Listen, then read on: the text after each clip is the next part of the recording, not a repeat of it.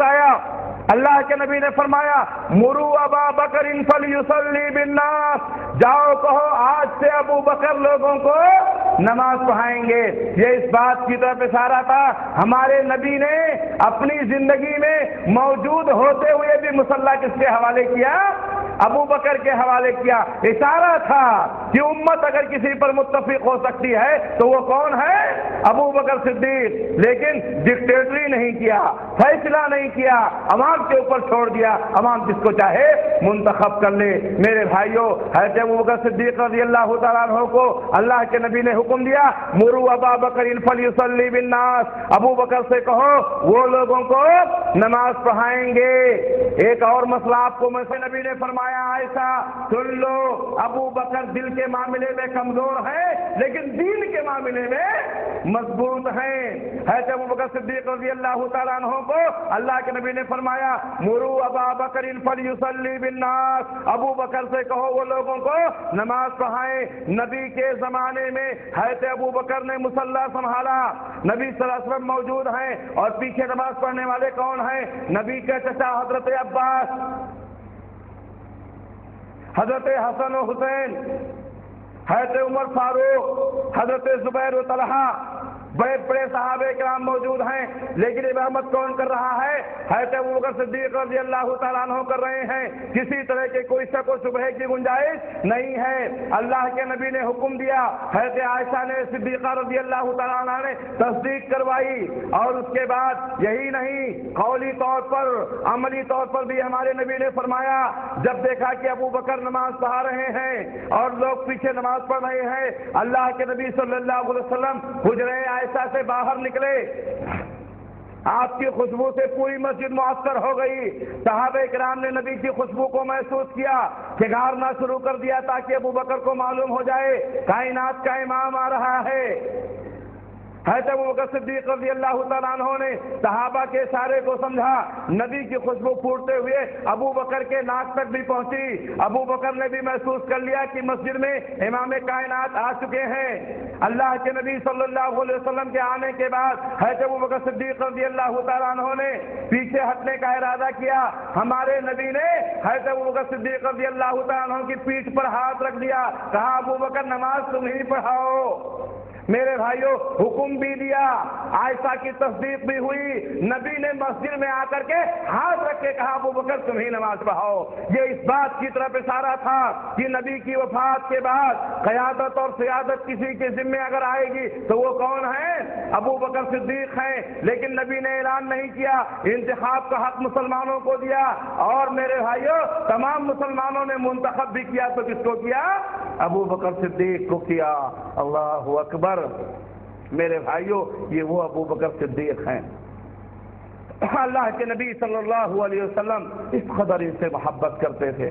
آپ کا مقام، آپ کا مرتبہ، آپ کی حیثیت بہت زیادہ ہے میرے بھائیوں۔ حضرت ابو بکر صدیق رضی اللہ تعالیٰ عنہ کی وفات کے بعد آپ کو بھی حجرہ عائشہ میں دفن کیا گیا۔ نبی صلی اللہ علیہ وسلم کے بغل میں حضرت ابو بکر پوری زندگی ساتھ میں تھے، مرنے کے بعد بھی ساتھی میں ہیں۔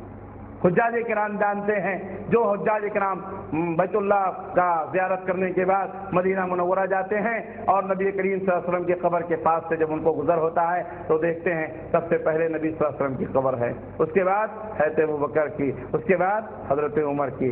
اللہ کے نبی صلی اللہ علیہ وسلم کے بعد صحابہ میں سب سے اونچا مقام اگر کسی کا ہے تو کس کا ہے؟ ابو بکر صدیق کا۔ یہ اعلان سن لو۔ اور ابو بکر صدیق کے بعد اگر کسی کا مقام ہے تو کس کا ہے؟ حضرت عمر فاروق کا۔ وہ انشاءاللہ اگلے درس میں آپ دوسرے مقرر سے سنیں گے، آپ کا بھی مقام بہت اونچا ہے۔ حضرت ابو بکر صدیق رضی اللہ تعالیٰ عنہ جب آپ کی وفات ہوئی اور حجرہ عائشہ میں نبی صلی اللہ علیہ وسلم کے بغل میں آپ کو دفن کیا گیا تو آپ کے بغل میں تھوڑی سی جگہ باقی رہ گئی تھی۔ حضرت عائشہ صدیقہ رضی اللہ تعالیٰ عنہ نے سوچا کہ وہ جگہ پر میں رہوں گی، کیوں؟ اس لیے کہ ہمارے شوہر بھی ہیں، ہمارے والد بھی ہیں۔ لیکن جب حضرت عمر رضی اللہ تعالیٰ عنہ کو شہید کیا گیا تو آپ نے اس دوران شہادت کے دوران جب جب حضرت عمر فاروق رضی اللہ تعالیٰ عنہ کو زخمی کیا گیا، اس دوران آپ نے اپنے بیٹے کو بھیج کر کے حضرت عائشہ سے یہ اجازت مانگی کہ اگر کہیں تو اللہ کے رسول کے بغل میں حضرت ابوبکر اور حضرت ابوبکر کے بغل میں جو جگہ ہے وہ مجھے وقف کر دیں تو اچھا ہے۔ تو حضرت عائشہ صدیقہ رضی اللہ تعالیٰ عنہا نے کہا جاؤ کہہ دو کہ میں نے وہ جگہ اپنے لیے خاص کر رکھا تھا. لیکن نبی صلی اللہ علیہ وسلم کے ایک صحابی حضرت عمر فاروق رضی اللہ تعالیٰ عنہ جیسے صحابی نے اس جگہ کو مانگ لیا ہے تو یؤثرون علی انفسہم ولو کان بہم خصاصہ. جاؤ کہا میں نے عمر کے لیے وقف کر دیا ہے. میرے بھائیو یہ وہ صحابہ و صحابیت. باپ صدیق ہے تو بیٹا صدیقہ ہے. آپ کا مقام بہت اونچا ہے, آپ کا خانوادہ بہت اونچا ہے. میرے بھائیو جو شخص ہے ابو بکر صدیق کو برا بھلا کہے, جو شخص ہے ابو بکر صدیق کے ایمان کے بارے میں شک و شبہ کرے, اس کا خود ایمان خطرے میں پڑ جائے گا. ہم اللہ سے دعا کرتے ہیں کہ اللہ رب العالمین صحابہ کی سیرت پڑھنے کی ہمیں توفیق عنایت فرمائے, ان کے واقعات پڑھنے کی توفیق عنایت فرمائے, ان کے نقش قدم پر چلنے کی توفیق عنایت فرمائے. آج ہمارے بہت سارے ساتھی ہیں جن کو غلط لٹریچر, غلط رسالے پڑھنے سے فرصت ہی نہیں ملتی ہے. میرے بھائیوں صحابہ کی تاریخ پڑھو, صحابہ کی سیرت پڑھو, ایمان تازہ ہو جائے گا. ہم اللہ سے دعا کرتے ہیں کہ اللہ رب العالمین ہم سب کو دین کی صحیح سمجھ عطا فرمائے, کتاب و سنت کی روشنی میں زندگی گزارنے کی توفیق عنایت فرمائے. اللہ جب تک ہم کو دنیا میں رکھے اسلام پر قائم رکھے, خاتمہ ہو تو ایمان بالخیر پر ہو. اقول قولی ھذا واستغفر اللہ لی ولکم ولسائر المؤمنین من کل ذنب فاستغفروہ انہ هو الغفور الرحیم. السلام علیکم ورحمۃ اللہ وبرکاتہ.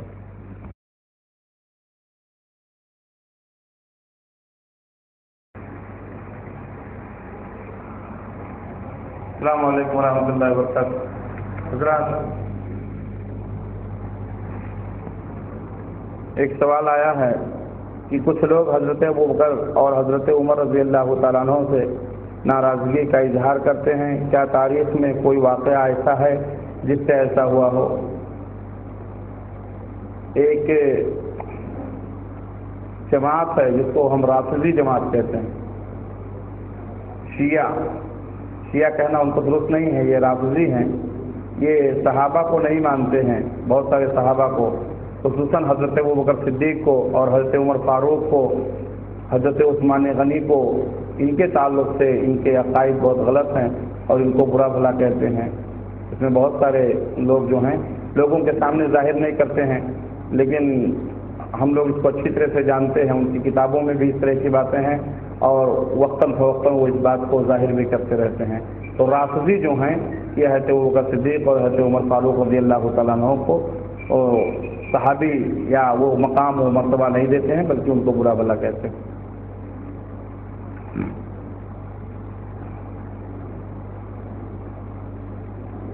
کا تعلق تو ہمارے اس سے نہیں ہے. آج اکثر لوگوں کو دیکھا جاتا ہے کہ وہ بیعت لیتے ہیں. اس کا شرعی حکم کیا ہے؟ کیا بیعت لینا جائز ہے؟ پہلی بات تو یہ کہ شروع میں اعلان کیا گیا تھا کہ جو بیان ہوگا اسی کے تعلق سے سوال کیا جائے گا, تو اس سوال کا تعلق ہمارے بیان سے نہیں ہے. لیکن پھر بھی چونکہ سوال آ گیا ہے اس لیے میں بتا دیتا ہوں. بیعت یہ اللہ کے نبی صلی اللہ علیہ وسلم سے ثابت ہے, اور اللہ کے نبی صلی اللہ علیہ وسلم مختلف مواقع پر صحابہ کرام سے بیعت لیتے تھے. تو نبی صلی اللہ علیہ وسلم جو بیعت لیتے تھے وہ کس بات پر بیعت لیتے تھے کہ مسلمان ہونے کے بعد تم 5 وقتہ نماز پڑھو گے, کسی مسلمان کے ساتھ زیادتی نہیں کرو گے, عورتوں پر پاس باز دامن عورتوں پر تہمت نہیں لگاؤ گے. تو نبی صلی اللہ علیہ وسلم ان باتوں پر بیعت کرتے تھے. آج بھی کوئی امیر ایسا ہو جس کو سارے لوگ متفقہ طور پر مانتے ہوں اور وہ امیر جو ہے تمام مسلمانوں کو لے کر کے چلتا ہو, تو بیعت لینے میں نیک معاملات میں کوئی حرج نہیں ہے. لیکن جو آج کل بیعت لی جاتی ہے وہ کس بات پر بیعت لی جاتی ہے, کیا اس کا ریزن کیا ہے, اس کا پس منظر کیا ہے, یہ پتہ لگانا ضروری ہے. تو آج جو بیعتیں لی جاتی ہیں وہ عام طور پر خاندانی جو سلسلہ وار چلتا ہے, قادری ہیں یا شہروردی ہیں یا دوسرے جو سلسلے کی بیعت ہوتی ہے, اس کا ثبوت کہیں سے نہیں ملتا. حضرت ابوبکر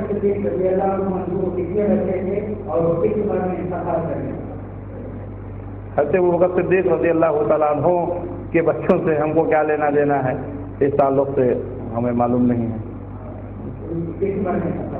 63 سال کی عمر میں. اسلام میں پہلے عورتوں بچے اور بڑوں میں میں نے ابھی اپنی تقریر میں یہ بیان کیا کہ سب سے پہلے اسلام میں داخل ہونے والے 5 لوگ ہیں. مردوں میں حضرت ابوبکر صدیق، عورتوں میں حضرت خدیجہ، لڑکوں میں حضرت علی، غلاموں میں حضرت زید، لونڈیوں میں حضرت ام ایمن.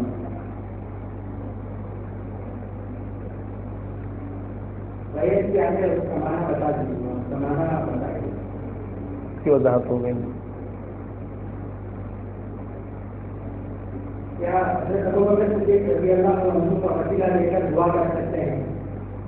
کسی بھی گزرے ہوئے آدمی کو وسیلہ بنا کر کے دعا کرنا یہ صحیح نہیں ہے، بلکہ شرک ہے. چاہے وہ ایسے وہ اگر صدیق ہوں یا ہمارے نبی خود ہوں، گزرے ہوئے آدمی کو وسیلہ بنا کر کے دعا کرنا یہ صحیح نہیں ہے.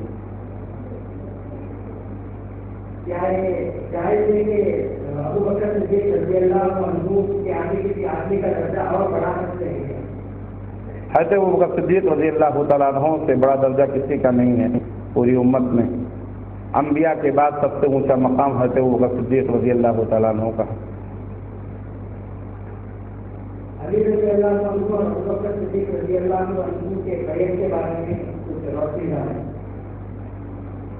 حضرت ابوبکر صدیق رضی اللہ تعالیٰ عنہ یہ سب سے پہلے امیر المومنین ہیں، یہ سب کو معلوم ہے، اور تمام صحابہ نے متفقہ طور پر ان کو چنا ہے. اور حضرت علی رضی اللہ تعالیٰ عنہ یہ خلفائے راشدین میں آخری ہیں، یعنی حضرت ابوبکر کے بعد حضرت عمر فاروق، حضرت عمر فاروق کے بعد حضرت عثمان غنی، اور حضرت عثمان غنی کے بعد حضرت علی رضی اللہ تعالیٰ عنہ.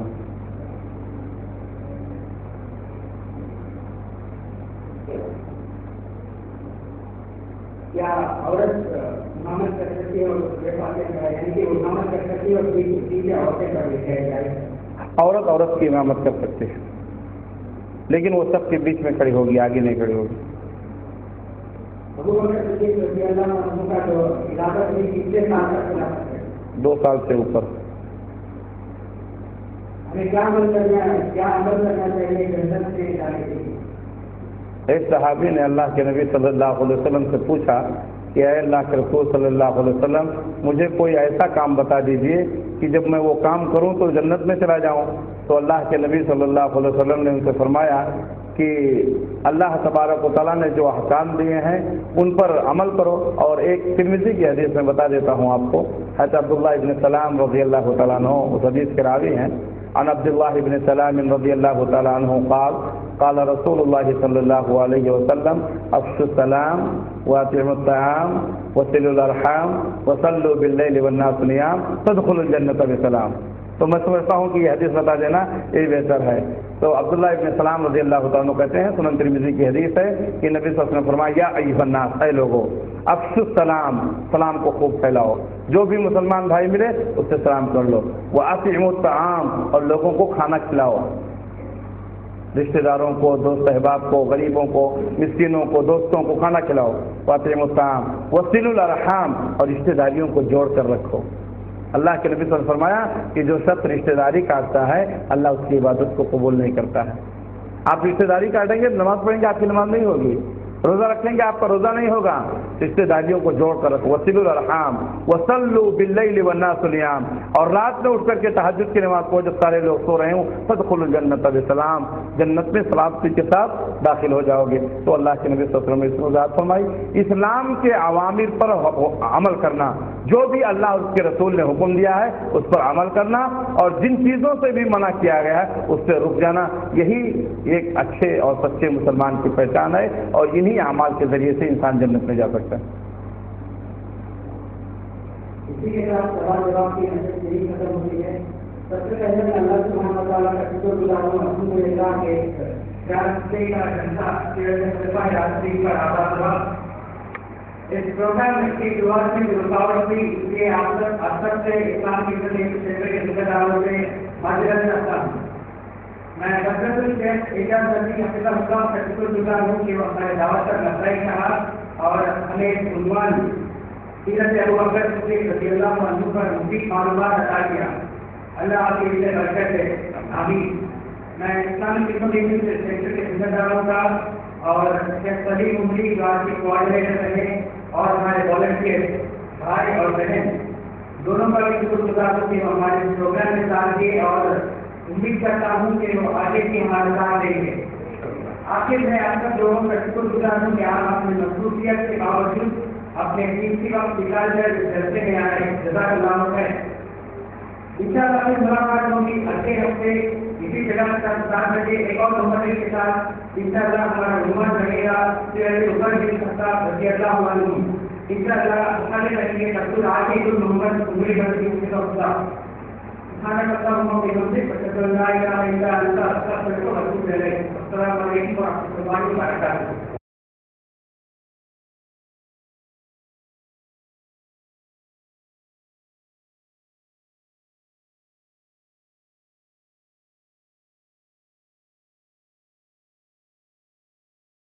بسم الله الرحمن الرحيم ومن أحسن قولا ممن دعا إلى الله وعمل صالحا وقال إنني من المسلمين۔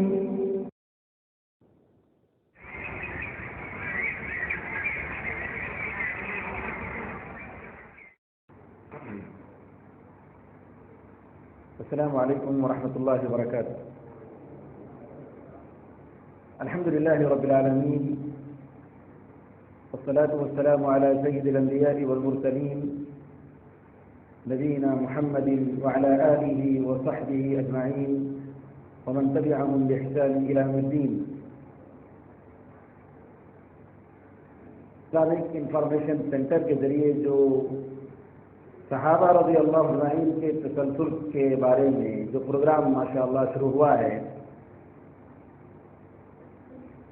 بہت ہی مبارک اقدام ہے۔ میں IIC کے ذمہ داروں کا، نوجوانوں کا شکریہ ادا کرتا ہوں اور اللہ تعالیٰ سے دعا کو ہوں کہ ایسے پروگراموں سے سارے مسلمانوں کو فائدہ پہنچے، صحابہ رضی اللہ اجمعین سے محبت اور ان پر ایمان کہ نبی کریم صلی اللہ علیہ وسلم کے یہ ساتھی ہیں جنہوں نے دین کو ہم تک پہنچایا، ان کی قدر و منزلت کو پہچاننا، ان کی زندگی کے حالات کو جاننا اور انہوں نے جس طریقے سے دین کو سمجھا ہے اس طریقے سے سمجھنا اور اس پر عمل کرنا، یہ ہر مسلمان کا فریضہ ہے۔ نبی کریم صلی اللہ علیہ وسلم کو اللہ تعالیٰ نے سارے لوگوں میں، عرب کے لوگوں سے، قریش سے، بنو ہاشم سے نبوت کے لیے نبی کریم صلی اللہ علیہ وسلم کو اللہ نے چنا۔ قرآن کریم کو ساری کتابوں میں آخری کتاب کے طور پر اللہ نے چنا، تو اس دین کے نبی خاتم النبیین محمد صلی اللہ علیہ وسلم آپ کے ساتھیوں کے لیے، آپ کی صحبت کے لیے جن لوگوں کو چنا ہے، یہ کوئی معمولی بات نہیں ہے، یہ اللہ تعالیٰ کی بہت بڑی توفیق ہے کہ نبی کریم صلی اللہ علیہ وسلم کی صحبت کے لیے، آپ کے ساتھ اٹھنے بیٹھنے کے لیے ایسے لوگوں کو اللہ نے چنا جن کی تاریخ قیامت تک یہ دنیا یاد رکھے گی۔ صحابہ رضی اللہ اجمعین کے بارے میں علامہ خطیب بغدادی رحمۃ اللہ علیہ کہتے ہیں، اگر صحابہ رضی اللہ عنہم اجمعین کے بارے میں اللہ تعالیٰ کی کوئی آیت، قرآن کریم کی کوئی آیت نازل نہ ہوتی اور صحابہ کے بارے میں نبی کریم صلی اللہ علیہ وسلم کی کوئی حدیث نہ ہوتی، تب بھی صحابہ رضی اللہ اجمعین کی جو قربانیاں ہیں، دین کے لیے